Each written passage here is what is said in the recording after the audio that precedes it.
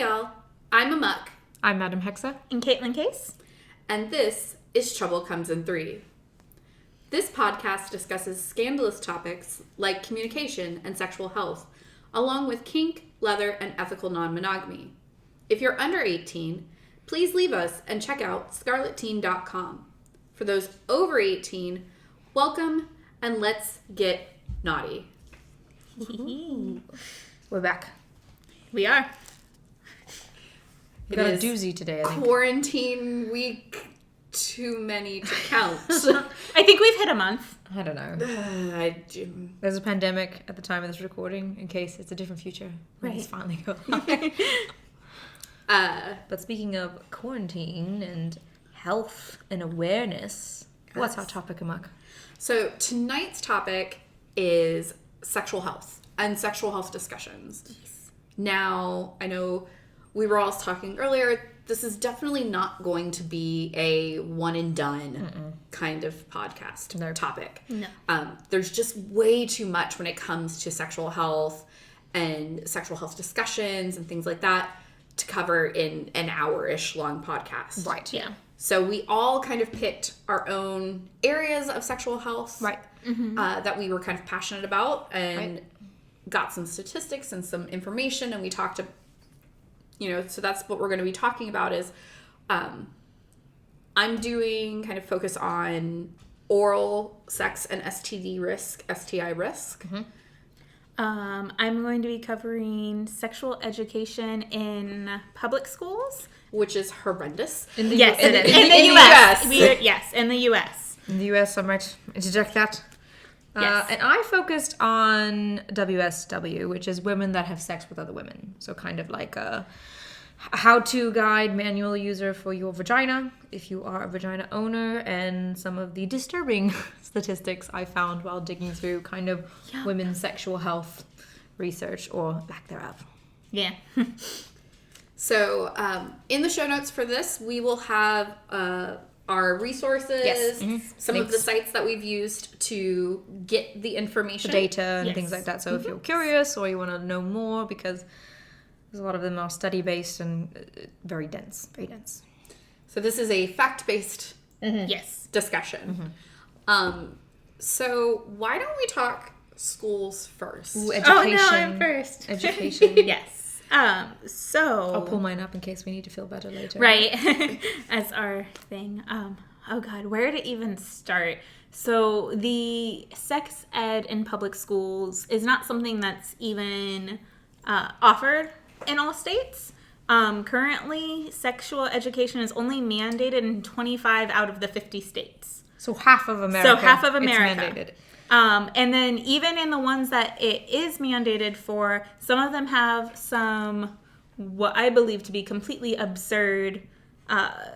Woeful. Woeful is a good word. Yes, woeful regulations in place for it.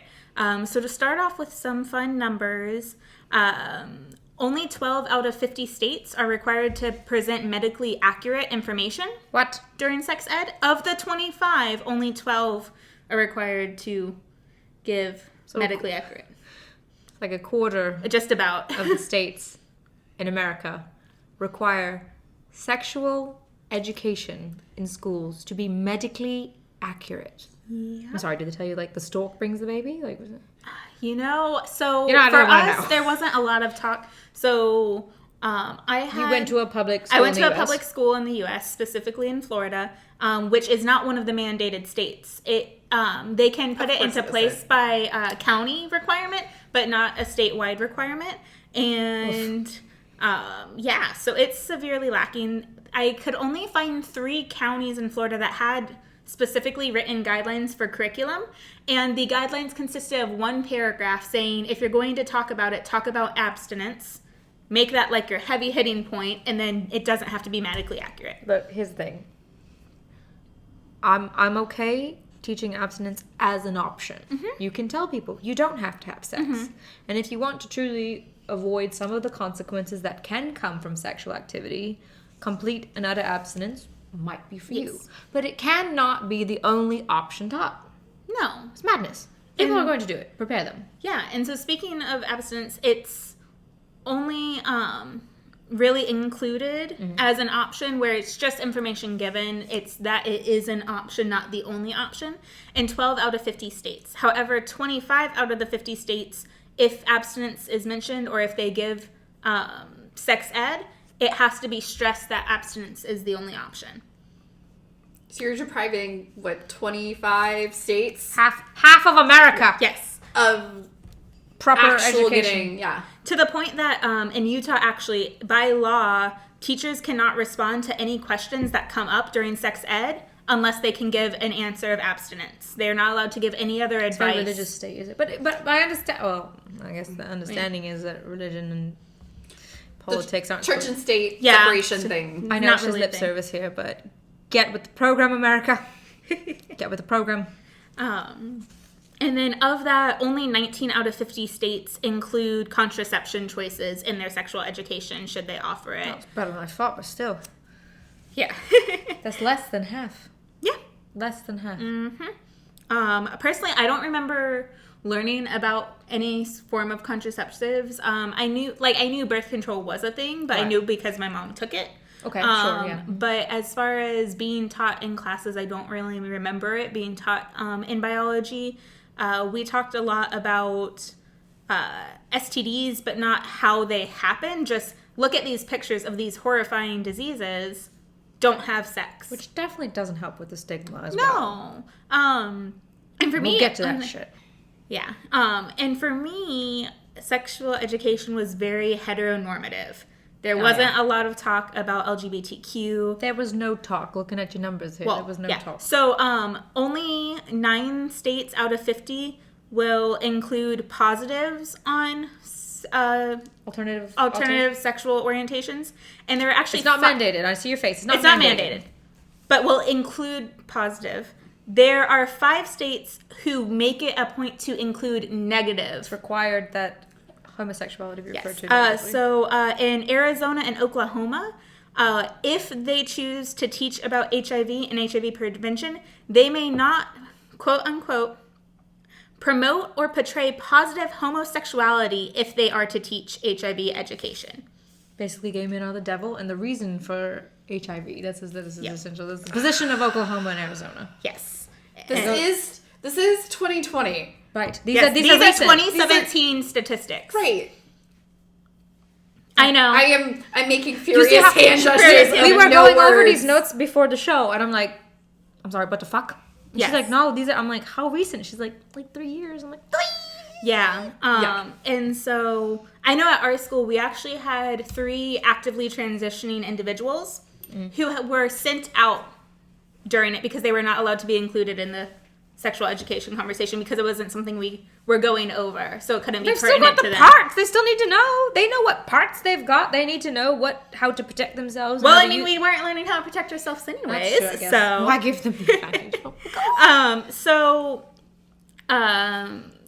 In one of the documents put together promoting LGBTQ inclusive sex ed by Planned Parenthood with the backing of the CDC and several other big organizations, their statistics came out to only 19% of states offer materials that can be considered inclusive to LGBTQ. And research shows that without it, they are more likely to have sex earlier. They're more likely to have sex under the influence. Yeah. They're more likely to experience dating violence. And they're less likely to use protection, which creates the chances of being more likely to contract STIs. Yeah, because you ill-prepared them. And, if you're not mentioned at all, like if it doesn't apply to you, Yep. I can see where also you're feeling a bit like something's wrong with you. Yeah. And that can lead to other problems long-term as well. Well, so... For me personally, I feel like if my sexual education was more inclusive and a little bit more in-depth, I would be a lot further along than I am in my journey on finding myself. So I didn't realize asexuality was a thing until literally 2 years ago. Right. Definitely not talked about. Not having sex wasn't considered an option unless it was you chose not to have sex because abstinence is the only way. Or you were a prude. Or you're a prude. That was the thing. You're prude or you're... And so that caused a lot of Prude or a bitch, confusion that for was me. it. Like... But on the flip side, we learned that penis in vagina sex was bad. it was going to give you those STDs. Think the Mean Girls class where it's like, if you have sex, you will get chlamydia and you will die. Pretty much. But for me... That's not true, y'all. It's not true. But for me, I found myself sexually involved with other female identifying people before I was with male identifying people. So but what's the risk? Because you never I were didn't taught know. the risk. I didn't know that dental dams were an option. I had so much unprotected girl on girl because, well, it's not like I knew what condoms were, but it's not a boy, so why would we need a condom? I don't need that. See, and that's the danger. Oh, yes, we'll get to that. And I also found myself pressured into a lot of things. My first sexual encounters with male identifying people, penis owners, were non-consensual. And as of 2019, only 9 states who have sexual education mandated, remember, 25 states have it mandated, only 9 states require that consent be covered during sexual education. The state of Florida is not one of those states. I'm sorry. So only 9 states are saying you should not rape your partner. Yes. That's what that's saying. Yeah. The rest of them... 9 states mention that you shouldn't. That you shouldn't. Not that you... this is for sure. Or this is how to go about establishing boundaries and what counts as a violation of consent. If someone kisses you without consent, or you don't want them to kiss you and they kiss you, they violated your consent. Those aren't things we're taught. No. In fact, just a little fun fact from my first instance looking back where consent was violated, it was a fun elementary school game to do... Okay, let's play fire truck. What's fire truck? I'm going to run my hand up your leg, and when you want me to stop, say red. And when you say red, they go, fire trucks don't stop at red lights. What? That is absurd. Fourth grade through middle school, through high school. That is an active, recess time game that people play. Where are the teachers? Who's watching this? So... Oh my god. Yeah. Infuriating, right? I'm flabbergasted. I think I just broke Madam Hexe's brain. I can't even wrap my brain around this. I can't. What? So in prison right now. Oh my god, we're punching people everywhere left and right. My sex ed history is older than yours because mine started in the early 90s. Right. Need another drink. My god. My first experiences with sexual health and things like that from an education perspective were in 5th grade. Was that more for puberty and things like that, or was it straight on sexual education? It was predominantly puberty stuff. Yeah, body's going through changes. You're going from elementary to middle school. Right. So, there's going to be more interaction between students in areas that aren't going to have supervision and things like that. Right. Because, again, this was the 90s. Long before anything terrible happened, and children basically run amok everywhere. But it was legitimately cartoon. It was a 1970s legitimately 1970s educational film that only focused on how puberty worked. Okay. And girls and guys were not allowed to be in the room. Are you separated? Yeah. Okay. So girls was that so you wouldn't be embarrassed, I guess? No, because for your modesty? Only girls learned about girls and boys learned about boys. Ours was quite similar. There was a little bit of coverage, but you didn't get into the details of how it all went. Went together. Is it not considered important for them to know, for the opposite, for different genders to know how other genders transition? It was not believed to be. And even then, it was a lot of students got pulled out because it had a parental release form. I have statistics on that. Okay. So as of 2018, 69% of high schools and middle schools and elementary school notify parents that it's going to happen. Of that 69%, 87% of the schools allow parents to keep their children out of it. That would not be allowed in Germany. That would not be allowed. By the time I got to high school, I think maybe 8th grade, which is the last year of middle, first year of high school, I did have a more sexual health discussion, but it was very much I think I got shown the penis or the banana and the condom once. Not like practice it or anything like that. Like Didn't give once you your own in an banana? auditorium. How would I? Well, Was shall I it- use my yes. binoculars to see this? Yes. I had to like bend to get around people because I'm They're very small, short. Yeah. So it was a little bit better, but even then it was still very much the only way to protect yourself is to be abstinent. There's no other way to do this. You're dirty if you are. Yes. Hold that thought. I have a question. Obviously, you can't speak for all of America. Yes. But as a general consensus, do you believe or think that parents take an active role in the U.S. in educating their children on sexual No. wellness? Not at all. Okay. It's a very taboo thing. I've actually seen a lot of parents ridiculed if they try to have the talk with their child. like there's some kind of sicko or something like that? Yeah. Yeah. In Germany, you're actually quite expected to have that conversation before they do it in school, so that So they can they're- be prepared. And they can come up with questions to ask Yeah. that they might not want to ask Because you. already then it's conditioned that it's normal to talk about. In Germany, sexual education and development Much better. in identity is all very considered a natural process by the federal government, and so there's this general lack of taboo, I guess, in having those discussions. It just Yes. boggles my mind hearing all this like from first person from you guys. I'm like, I'm in an interesting situation because I do have a niece Right. who is 15. So she is that she's in that prime Yes. state for our Wonderful. conversation. My little sister too. Yeah. Okay. She is adopted by my grandmother. Right. So her great grandmother Her great grandmother. adopted her. So you can guess the age range there. And then Staggering. yes, I believe grandma's 80 this year. Oof. Just about. Good.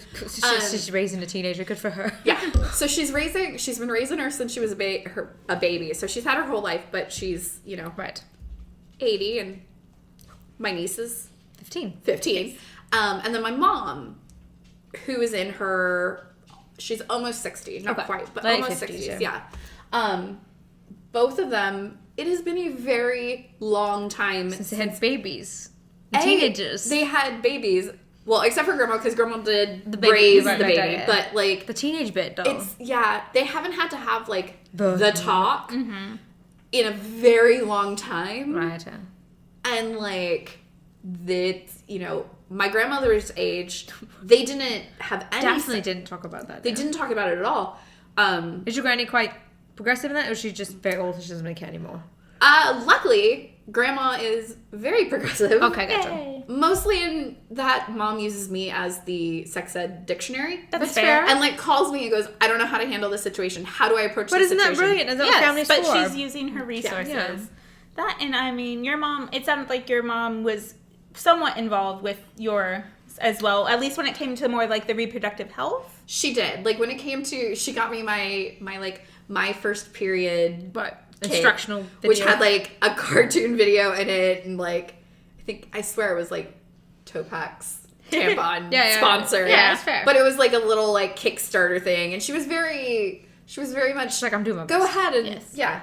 doing her best, trying to raise me.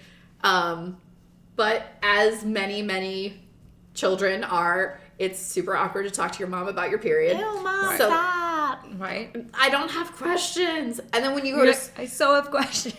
but then you go to school and the school tells you like you're not allowed to have questions about this Yep. thing. Like I don't want my mom thinking I'm a total freak. Yeah. I mean I am. Probably but not for but, that like, reason. not- Not for that reason. I didn't know I could embrace that Yes. at that age. What about you, Kaitlyn? Since you obviously what you were getting in your public school days was not sufficient. How was your, if I may ask, did you get any? Did you get the talk? Did you get any kind of education So my at home on it? first, like what would be considered sexual health education, which for us was in 4th grade. It was actually given by my mom because my mom was my 4th grade teacher. Oh well, that's fun. But again, hell. it was just like, okay, like Were they there like, might "Ooh, come it's your there might mom." come a day where you might randomly start bleeding in your pants. That is terrifying way to put that, but yeah. Don't freak out. Just excuse yourself to the bathroom. You If want I that- if I tell you to You're gonna freak wait, out. just say Miss Blank, it's an emergency, and I'll know.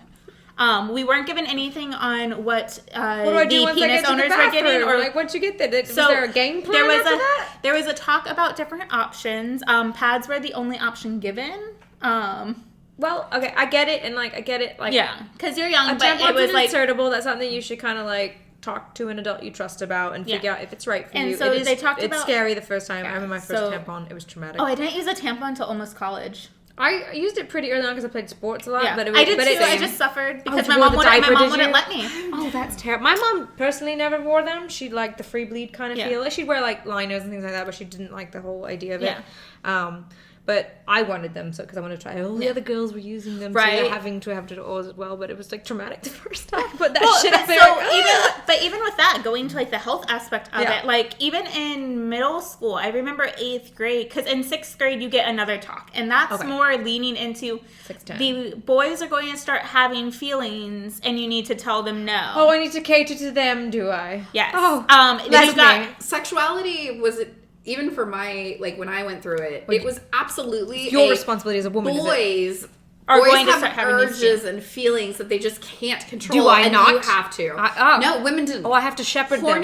Horny was not something women could be. No, there was no talk about masturbation. If masturbation was okay, no. There was no talk about anything like that, or safety when masturbating. Like, don't stick a random hairbrush up your hoo-ha. Yes, don't. Or a vegetable. Or a vegetable. Oh my God. Yourself. So, horror story. Did you put a vegetable up your vagina? I didn't put a vegetable. I tried to put a fruit, and it ended horribly. What fruit did you put? I tried to use a banana, but it was too ripe. It exploded before I could even attempt to get it in. This is why we need sexual health education. As the most recent product of it, let me be the horror story of so many faux pas. I tried to use a hanger once. That's not hard. That's for something different. No, not like that though. I didn't use the hook. I apologize. I tried to do the triangle part of it on the plastic part. Yeah, I don't know what was going on. Like a traumatized shampoo bottle. What's wrong with you? I tried using a ruler once. No. I didn't know how deep it was. The wooden ones with the sharp Yes! Oh my God. This is where your blood fetish came from, to be honest. This is where it started. During it. Oh my God. I used travel shampoo bottle and then just threw it away. But I didn't, before because my mother actually bought me my first vibrator at 16 or something like that. Because she was because my mother was always look, there's going to be people, when you start fooling around, there's going to be people that make you feel so good, and you're going to think, oh no, I have to maybe do something I might regret because I don't want to lose this feeling. Well, here's this device, so you can learn that you can do all those fabulous, sexy, terrifying feelings yourself. Sweet. And then you can make a better decision on whether or not, oh, do I really want to engage with this other person, or did it just feel nice and I could just finish at home? Yes. Yeah, no, my mom did not buy me my first No, vibrator. I mean, I had it. My mother's also a shrink specializing in sexual relationships and intimacy and things like that. So not all German parents are like that. Most of them are very progressive, compared obviously to the United States from what I'm hearing. But her one step above. I never had the talk. It was a constant conversation. I knew well in advance that one day my uterus was going to go in my pants, and it was terrifying. I did not know. Still scary though when it happened. I bled for 4 days before I came to my mom. I did not have. Did you think you were dying? I thought I was dying. It happened at school. What did you do with your laundry? I literally buried it. You buried it. Oh my God! I thought you meant in the hamper. You mean found out that I was quote unquote sleeping with my girlfriend at the time, and gal pal. Ironically, it was 9th grade and we were studying biology. Yeah, well, we were studying biology. But it was a point of contingency for her. My girlfriend wrote me a note once, and she was like, "Why is that on the front of your folder? What happens if one of my teachers had seen that?" Going to get detention, right? And so things like that. So she tried in a sense, but she definitely tried more the scare tactic route. But she's been a public school teacher all of her life. Was she more worked up about it because it was a girl, or you think she would have been worse if it was a boy? Because she can't get you pregnant. That's usually what parents. I don't know, but she wasn't very at the time. She wasn't very open to the idea of she wasn't opposed to it, because my best friend growing up from the time I was 3 had 2 moms. Okay, and so she was obviously okay enough with it to let me spend a majority of my childhood at their house. Well, that's fair, I guess. But it was it couldn't happen to me. That's what it was like. It was some disaster. Yeah. Look, you're gonna live, I promise. Right.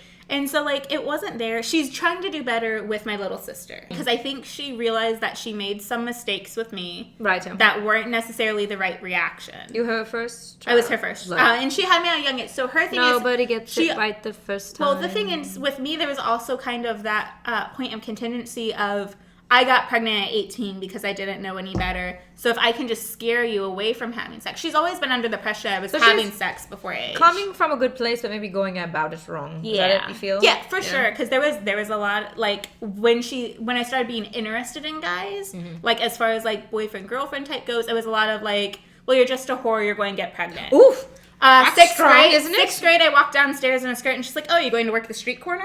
And so it was a lot of. She was trying to make me see sexual expression, shame you into submission. No. And so, not my kink. Doesn't work. Just so we're clear, that usually makes the opposite much more favorable. Like people always like, I'm gonna do it twice now. So to tie it back into my research, because I feel like I've been talking about personal stories for a while, but it's relevant because you endured this. Right. And I asked. So the teen pregnancy rate in America, last year there were 174,000 babies born to female individuals between the age of 15 and 19. 15 and 19. Okay. For the entire year.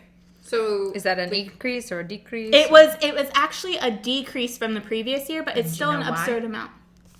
Affordable Care Act makes birth control free and accessible. Yes, and certain states like Colorado no longer requires parental consent to be put on birth control. So people are able now to prevent these unwanted pregnancies. Yes. And bravo. The states with the highest pregnancy rates are also the states that make it a point to stress abstinence, as well as none of the states listed as the highest pregnancy rate are required to be medically accurate. So basically, you have a high pregnancy rate if you have a really shitty sexual education system. Yes. And so the leading states in that are New Mexico, followed directly by Arkansas and Mississippi.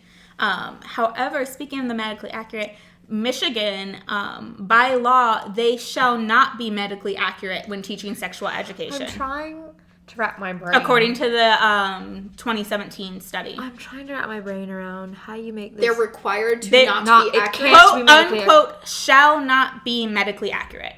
Does that mean I don't get like a full diagram? Or does that mean I'm told the stork brings my baby? Like I would, Michigan, if you're listening. Please tell us. What do you mean? Because we're curious. What do you mean by it can't be medically accurate?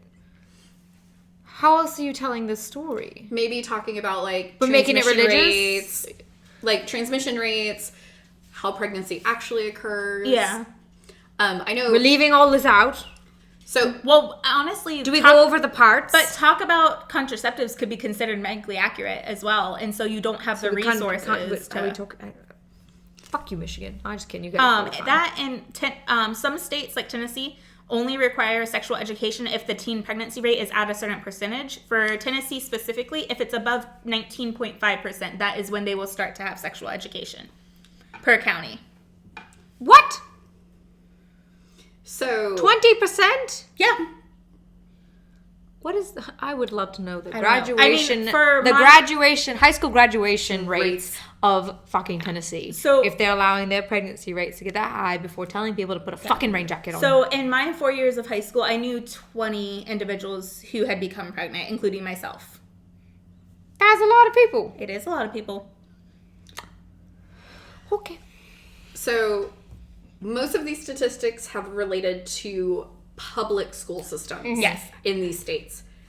That's the program America. Have either of you seen the 2015 Daily Show with John Oliver about sexual education in U.S.? No, I have not. I need to look it up now. Oh my gosh. I should have sent it to you guys. We'll put a link in the show notes. We will. So it is amazing. Is it going to make me mad? Because her shit was already making me mad. Well, yes. It's going to make you mad. But and John Oliver is not from America, so he's having the same kind of issue that you are having about this. But one of the things that I found really interesting in that discussion, it talked about a lot of the same statistics that Kaitlyn talked about, but then it also talked about the actual material being produced. And so they talked to one person who was a speaker for it, and she was admitted that no, this is abstinent only. This is what I teach. Nothing about other options or things like that. And then the other one was a video company that makes the videos that get sent out to schools. Okay. And they have criminals. They have two different versions of the video. There is one that's medically accurate, and then another with the exact same characters, exact same feel, exact same actors. Missing a bunch of shit.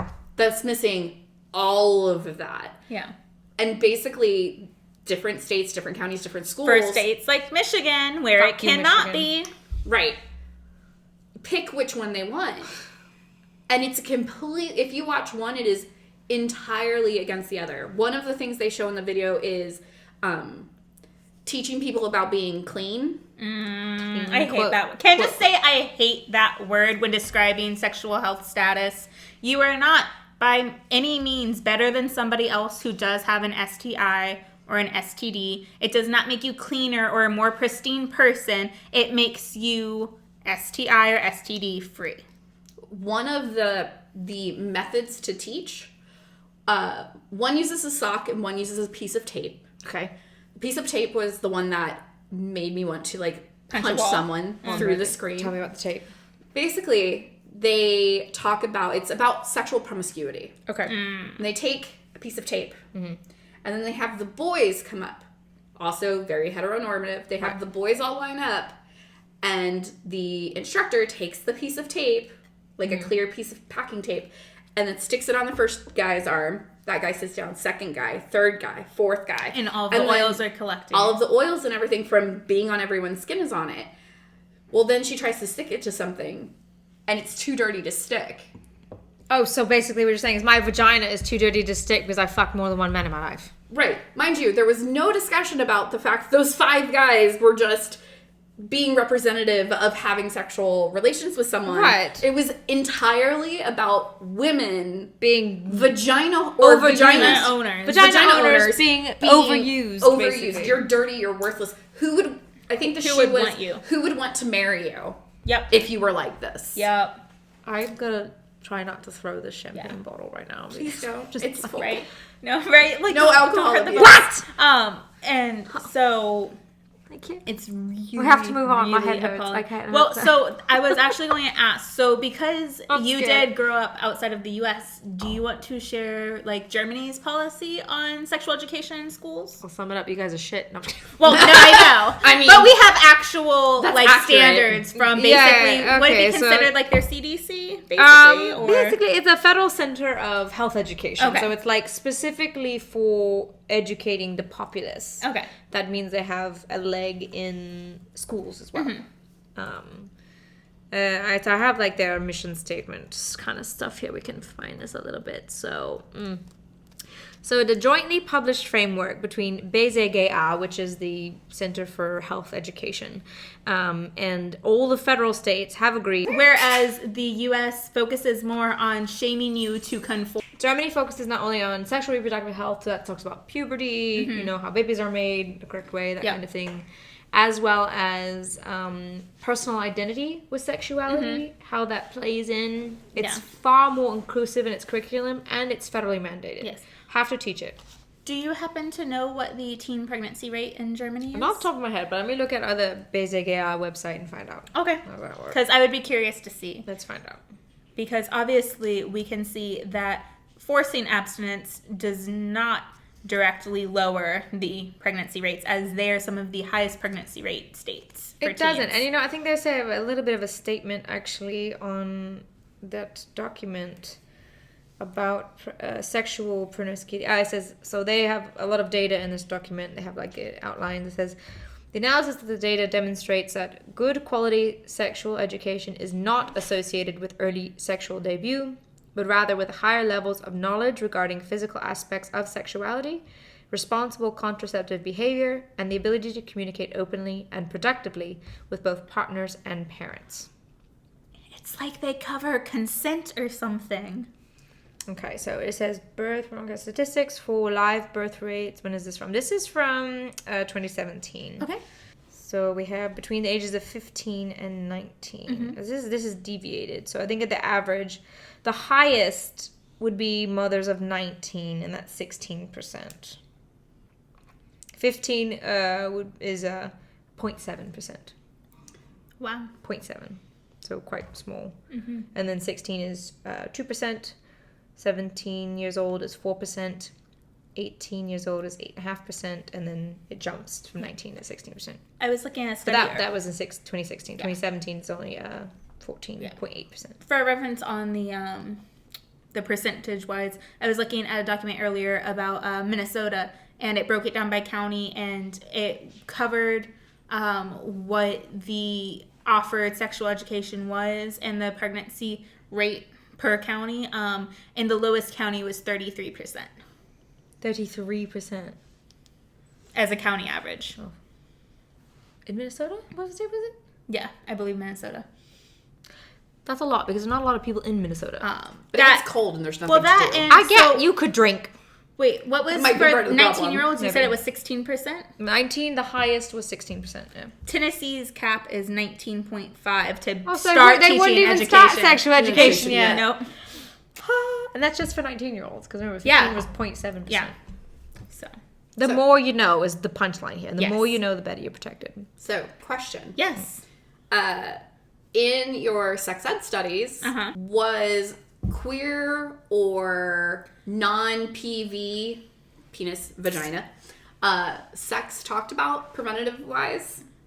In my personal education or while I was looking through... Personally. Personally, no. Abstinence, that cures it all. Well, personally, no. No, because abstinence also only applied to penis and vagina. They didn't say anything about anything else. So She you knows can where I'm going. And Mark's like, I can still suck dick. And so I can still eat pussy. Yeah. and so I Well, yeah, but 'cause even girls don't looking count. but even now doing my research for this podcast so I could have actual numbers. I knew how bad it was, but I wanted to be able to give you guys some raw data. Right.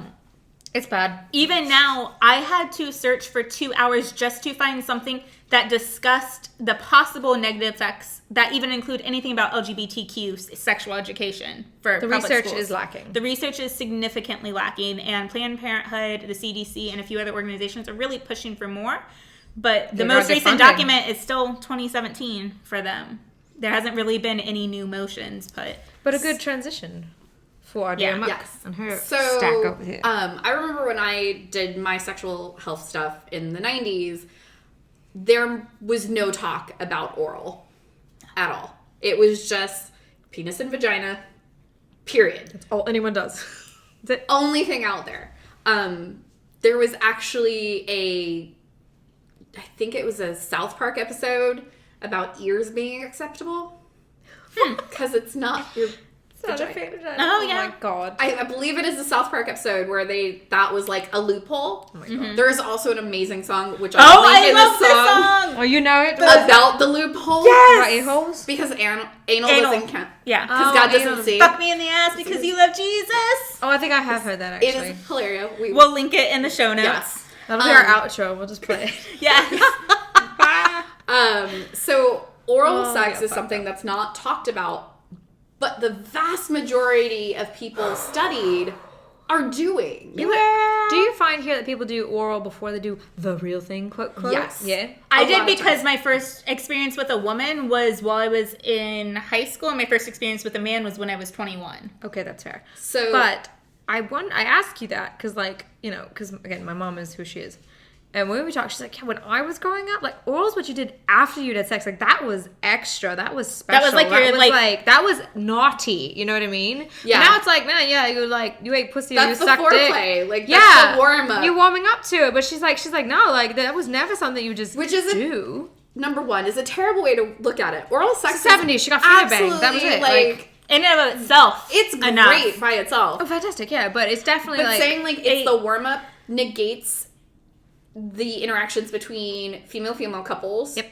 or male couples who don't, Yep. or female male couples who get to that point and stop. Yep. Those all count as sex. I know Yes. for myself, one of the most frustrating things when I talk to somebody and I talk about, okay, well, are you fluid bonded? What kind of protective measures? So one of the things that really, really frustrates me when I'm talking to people about sexual health, whether it be someone I'm just chatting with casually or someone I'm actually chatting with as a potential partner, Right. is when I talk to them about being fluid bonded and they're like, oh, no, I don't. I'm like, okay, great. What kind of protections do you use for different types of Sexual sex? play.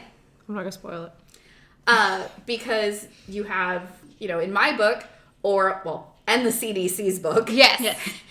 Oral, vaginal, anal are all those are all barriers. sex. Yes. I know growing up it was, penis and a vagina was sex. Everything with else, quotes. everything but is Everything what it else was just messing around. everything but. We did Everything but. Everything but. Up the butt. Oh, What? yeah. Sorry, song. I promise you'll get the song later. But yeah, so we didn't get any information on how to be, safe when you're doing anal play or when you're doing oral play, giving or receiving. Because guess what? Things can happen. Right. Yeah. So more horror stories. Oh, right.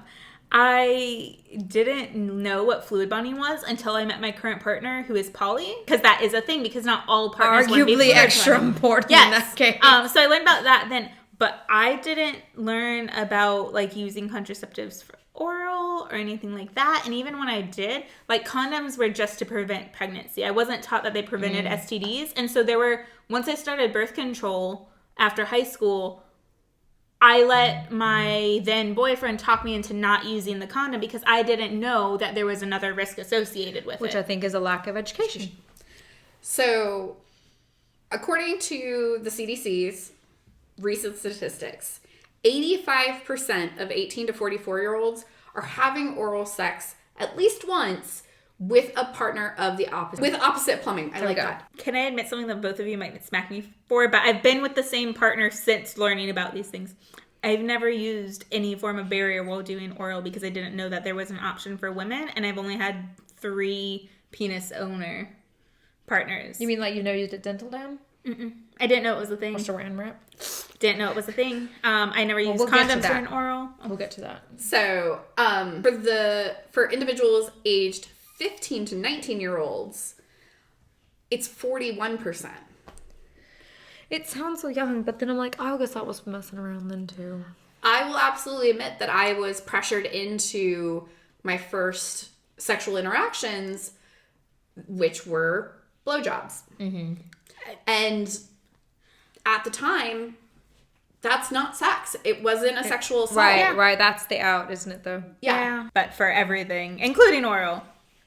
I'm going to level. I was never pressured for a blowjob. I think they thought I'd break it off. But I know that is a real problem. Yes. And not just for girls. And, lots of genders get bullied into that as a way of like, oh, if you really liked me, you would do it. We and won't it was get in presented trouble. as, and the thing is I was, I was dating the guy. Right. I was interested. I had been flirting. I Right. had been being kind of sexually flirty with him. Oh, you don't So be a cock tease. God forbid. Exactly. Oh, no. God forbid you Exactly. dirty tease. So, I got pressured into it. It was also considered the safer option. Yeah. Because You I couldn't get pregnant. Yeah. Can't get pregnant if I swallow. Right. That was the I also, until college, thought that you could get pregnant by swallowing sperm. You could get pregnant by swallowing sperm. Again. Because that's what grew the baby in your belly. Okay. Medically accurate. It's not required in Florida. Obviously not. Oh my god. I'm glad. Okay, but we know Sorry. that. We know now. Okay, that's not sorry. right. I will let you continue. No, we I know just that- have so well, many I have to ask. sad horror stories. We know now, though, that's not correct, though. Okay, Yes. good. Yes. Just all I care about. Okay. While oral does not generally lead to pregnancy. it can lead to a lot of other things. Yes. So, people don't realize that some of the same STDs and STIs that you're trying to protect against during heteronormative penetrative sex or any penetrative sex also occurs when it's the mouth being or doing the penetrating. Right, because your face is in the same place your other bits would have been. What's the difference? So some of the STIs that can be transmitted are chlamydia, gonorrhea, syphilis, Oh, dangerous. herpes, HPV, HIV, and Hep A and B. You shouldn't play around with these. Now, I will say that the risk of HIV transference is low. Right. Considerably low compared to other STIs. Right. Like HPV, which is probably going to be the most common one. Right. They're not necessarily, completely out of the question. However, it's a significantly reduced risk. things like gonorrhea, you can actually get that in your throat. Oh. A lot of these can be, you can receive the infection anally or orally. So throat, esophagus, the whole 9 yards. Tonsils. But you can also give it. So if somebody has it and they have unprotected oral sex with you, they can pass it back to someone else. Your bits. Whatever those bits may be. Some of these are also developing into antibiotic resistant strains. So there is a antibiotic resistant strain of oral gonorrhea. Oh, the super gonorrhea. Oh, The super gonorrhea. Which sounded like a joke when I first read about it. I was like, oh god, this is serious. This is a thing. It's a true thing. Super, super serious. Don't joke about it. It's real. Again, What is that? Do you know off the top of your head, like, some of the long-term symptoms of gonorrhea? Is it it's bacterial because it can normally be treated, but what are some of, like, the long-term? Do you know? Is it like cancerous or just cause sores? Is it like syphilis? Does it kill you? You know, like. So I don't. Syphilis can kill you. Yeah. I'm learning so much. Like medieval skeletons with like pox scars all over. It's actually syphilis. All the way up to your brain. All the way up to the Victorian era. Yeah, Okay. it was and like flesh falling off. Okay. It can get bad. See, the only thing we learned that could kill you was AIDS. There's a lot that could kill you, but Yeah. Well, I mean, syphilis can be treated nowadays, but I'm saying untreated, it could potentially kill you. It was definitely a death sentence in the Dark Ages. Yeah. So the gonorrhea in particular, since you asked, it can infect your throat, your genitals, your urinary tract. Oh no! Ouchies. And the rectum. Oh no! Many gonorrhea infections don't have any symptoms. Okay. Some of the others that I had listed earlier Or asymptomatic. are asymptomatic. However, with gonorrhea, you can have discharge from your vagina or penis, or whatever the infected area is, burning and swelling in the testicles, and urinating, painful rectal discharges. Ow. If left untreated, you can spread it to others, and it can create rashes and joint pains, and create or produce a condition called disseminated gonocole infection. Okay. Gonical. Gonocle? Yeah, sorry. All right. Disseminated gonocole infection. The heart can be affected, and you can have life-threatening, serious potential conditions. So it's essentially like a super inflammatory kind of bacteria. Yeah. But could inflame things The like your longer- heart. Right. Yeah. The longer you leave it Untreated. The more wild. Oh, God. yeah, it can be passed on to babies during Pregnancy. pregnancy. Women can create PID or ectopic pregnancies where within in the tubes. it's in the tubes. fallopian tube instead. In men, it can cause epididymitis, which is on the epididymis. It's the glands that start to swell Ooh, and that's not become gonna feel inflamed. good. Ooh. It's really And the function's definitely going to be affected after that. And some of these are also can create the ability for an HIV transmission to increase. A lot of them seem to lower your resistance to HIV, Right. and that's kind of like the thing that I've researched as well. Like, ooh. So yeah, when you're talking to people about, you mentioned fluid bonding earlier. Yes. Fluid bonding is when you have exchanged bodily fluids. Saliva, with another person. vaginal, booty hole, penis hole. Yep. So that includes oral, that includes fingering, that includes anal, or hand jobs. Like, all of those things count. So when you're talking to someone and they say, oh yeah, no, I'm totally safe. Get them to clarify. Get them to clarify. And if they're not willing to, you know what? You didn't have to fuck them anyway. Move along. And honestly, it's not always because people are trying to be sneaky. Sometimes they just don't think about it. They don't know themselves because they probably had this shitty public education and they thought they were good. And if they don't know or they don't want to share, but you like them and you want to, You could educate them. And you have your own risk profile, and you can use protection and see how it goes. You can use protection. So how can we protect ourselves, Mark? Have you got a bit on that? I'm trying to transition you, but I don't want to rush. Yes, I'm transitioning. So oral protection for interacting with a penis. Okay. You can use a non-lubricated latex condom. Better for oral, I think, because sometimes lube is disgusting. Mm-hmm. These are oral specific. Oh, because these are oral right, specific. That's right. You got it. Contraceptive. Yes. So yes, the lube tends to taste super nasty. Even also flavored condoms. How dare you? Do not put them in your vagina. No, please. Or your ass. No. You can suck it. They're gross, but you can.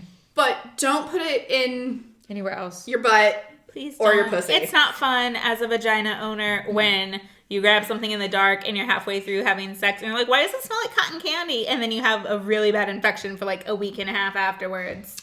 Definitely not from personal experience, but just as a warning. Just as a general warning. Yes, non-lubricated condoms. If you have a partner who is allergic to latex. Yes, good call. You can use polyurethane condoms. Okay. You just have a rubber substitute, is it? Yeah, it's like a plasticky rubber. It's a flexible plastic. Okay. Gotcha.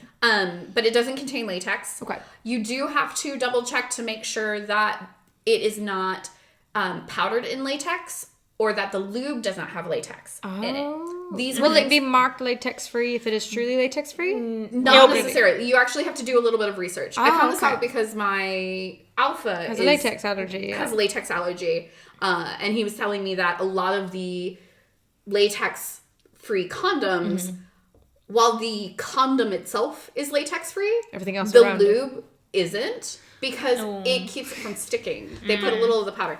I know it's dumb. It's super dumb. It's also why latex free Band-Aids are actually also not latex free, because the adhesive. And in America, you have lambskin. Do you use lambskin? They do have lambskin. Okay. I'm not sure if it has the same problem of having the lube. Yeah, the lube having latex in it. If you are having oral on a vagina or an anus. True. Because I love me some licking ass. Some booty hole. Let me dig right in there. Yum, yum, yum. Nom, nom, nom, nom. We'll talk later. That is not Kaitlyn's thing. I don't like tongues. You have tongues. Maybe that you like butts. You don't like tongues. I don't like. You don't like either. You fine. also have a very tiny tongue. I have an incredibly long tongue. You don't have to like it. That's the beauty of it, though. I know. Yeah, you're very sweet about it. You know, she and I will just be the anal sluts, and you can just be like, no thanks, not for me. I'll watch. You might watch, though. Yes. You watch, okay. So I enjoy receiving and giving. Good stuff all around, as long as they're prepped. And right. Tidy your shit. So literally. Yes. Oh my god. So first, if you're gonna be doing anal oral or anal play, consider talking to your primary care physician about the hepatitis A vaccine. Yes. I actually didn't realize that I had not received it when I got all of my other vaccines as a kid. So I had to do it as an adult. Oh wow. Yeah. Next month I'll be going in for your part booster? 2. It's a 2-part shot. Yeah. Hold Go up, ahead. Ellie. Go Hold ahead. on. And then beyond getting the vaccine, you can use dental dams. They're just a thin, flexible sheet. Yeah, a little square. It's a little square. They come in fun colors. It's fun.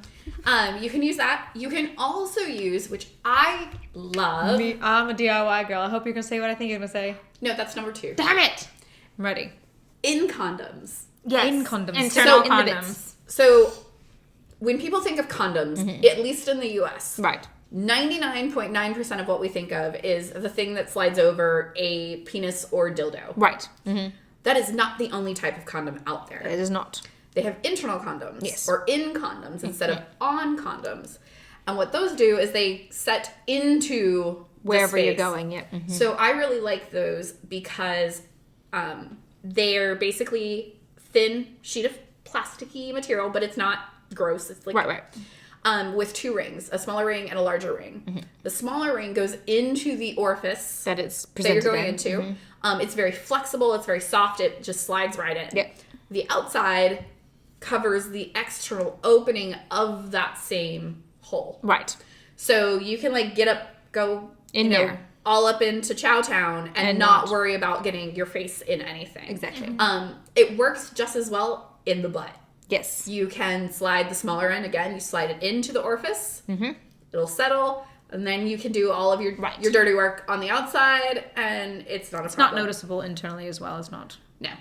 No, it's a very soft, flexible piece. It's not noticeable. It's not going to feel weird in there. In any of your, well, maybe in your mouth. You notice it a little in your mouth. But you're not really going to feel it if you have a vagina or you're putting in your is it anus or rectum? Anus is the hole, is it? Or rectum is a bit... English is hard. They know what we mean. In your ass. There we go. We're trying to use medically correct terms, but at some point, you know where it's going. The one that you were thinking of, yes, please, which is also on my list. I love this one. Which is this is like Thursday night, and you're in between like her mom's coming home, so you're like, quick, get in the kitchen. Sounds like good old fashioned cellophane. Yeah. Or some people call it cling wrap. Yep. You can take, again, it's a very thin, squishy piece of plastic. It is CDC approved. It is CDC approved. It is literally on their list. It is. Yep. Mm-hmm. You just rip yourself off a sheet that's big enough to... Just hold that shit in place and go to town. Go to town. We'll show you. Also, in a pinch, you can... And you don't get licked. I was about to say, I was like, hold on. I wonder if that would change my entire oral experience because I wouldn't have the tongue on me. If we wrapped her pussy and then licked her, because then she wouldn't feel the tongue. Yeah, we could... It'll be bondage. We're interrupting again. Yes. Sorry. Go ahead. The last one was going to be if you are in a spot where you can't get an in condom or a dental dam or a piece of cellophane, you can use a condom. Oh, I was going to say rubber glove, but yes. You can also use a rubber glove. Now, a condom would be better, yeah. If you use a condom, the non-lubricated latex condom, you can cut it up the side and open it up. There it is. And there you go. That's smart. If you have a nitrile glove, you can do the same kind of thing. Yep. Cut it up the thumb hole. Yes, thumb hole. And then it opens up like a flap. Yep. Yeah. And then it opens up like a butterfly. Yeah, and you can then you have Then you can put it to the hole too, yeah, because you use the finger as an in condom. You can use the finger hole. Yep. So you're welcome for that. Yep. Yeah. That was good. Those are good tips. If you know that tongues can go inside. If you do now. If you were unaware. If you are in an area and you're lucky enough to have access to somewhere like the state health department or Planned Parenthood, you can go to them and they will give you free contraceptive. Just ask them. They'll give it. They're usually in buckets. You don't even have to ask. You just walk in, put them in a bag, and walk out. You don't have to talk to anybody. So if you're shy or embarrassed, they don't need to know. Yep. They don't care. They're like, oh, have a good day. Speaking of vaginas and dental dams, Yes. we've got everything covered. We're good. Okay, I don't want to cut you off. No. Let's talk about loving ladies. I do love some ladies. Specifically, let's talk about loving vagina owners. That's where kind of our focus is here. There is woefully little certified scientific research about the risk reductive practices for vagina owning people that are also having sex with other vagina owning people. It's difficult. Now, most of the research that exists specifically is about lesbians. WSW is going to be kind of our all-encompassed term for if you own a vagina and you are engaging with someone who has a vagina. Whether you're lesbian or you're trans or you're bisexual or pansexual, or even if you're just curious, you're technically straight, but you dabbled. Whatever the case, if it's a vagina, talking to a vagina. That's kind of where we're at. So let me just preface that. We already talked about our dental dams. We talked about our saran wrap or our cling wrap, what have you. Using condoms on sex toys, anything that's insertable. If they're being shared, change the condom out. These are all great preventative measures. And That's gloves. the other reason I love in condoms, because I can fuck one hole and then pull it out and fuck another hole. And it's fine! Because they're protected, covered. exactly. Also gloves, not just for us who like to have long nails and play with other vaginas. It is a form of barrier protection that is important because even if you have very short nails, whatever can get in the skin. And some of these, especially if you have a cut or something like that, if you have any kind of bloodborne pathogens, now you have the risk of transmitting it. That kind of shit is And important. if you have hangnails or ouch. a scratch, those are all entry points for STIs. Yes. Absolutely. So let me see. Yeah. Also, according to research that was curated by the CDC, most self-identified WSW have also had sex with penis owners in the past year, and about 84% of them said they are likely to continue that practice. So like any game of chance, the more players that are in there, the more likely there is some for contraction of something, which is why a lot of these practices are so important. It's also why communicating with your partners and being upfront with your partners is so important. Yes. Because it's not just you and them, it's you, them, and anyone they've been with and anyone you've been with. Yes. You got to keep that in mind moving forward. The vagina is a little bit of a biosphere, okay? It's not fair, but some particular STIs are just more easily contracted when you have internal reproductive organs than when you have external reproductive organs. Unfortunately, that is just our lot in life as vagina owners. Got to use our protection for, like I said, oral, vaginal, anal, everything. So I thought we'd just talk about 3 of the primary ones that are STIs that are typically associated with vagina owners. Not only vagina owners can get them, any plumbing set can contract these. It's just typically associated because of the ecosystems that we have. They're more likely to incubate. So our first one on the list is actually the human papillomavirus, which we dabbled on a bit earlier, which is HPV. The other one is bacterial vaginosis, known as BV, and trichomoniasis. Yep. Which is just trick for short, because fuck that word, it's difficult. Then we have all the usual suspects that aemok already talked on, but those 3 we're going to touch on. So trick is pretty common. It's actually the most commonly treated STI in the world. Yep. It's a protozoa parasite. Most people that have it never experience any symptoms. It doesn't do anything. It's just chilling. Yep. There is a small percentage of people that experience symptoms with it. It's burning, itching, irritation, pain, the same bits. 3.7 million people in the US alone have this little bugger. Yep. It can be treated though, so it's not really a big deal. Bacterial vaginosis is the other one that's a big one, but that's not actually an STI. It's really an imbalance in your pH scale. So vaginas are full of bacterial flora. That's normal. It's very acidic environment. We have a lot of good bacteria that keeps bad bacteria from getting in, because obviously your body is like, oh, I'm here to reproduce, so I need to protect myself. That's what our army of flora is for.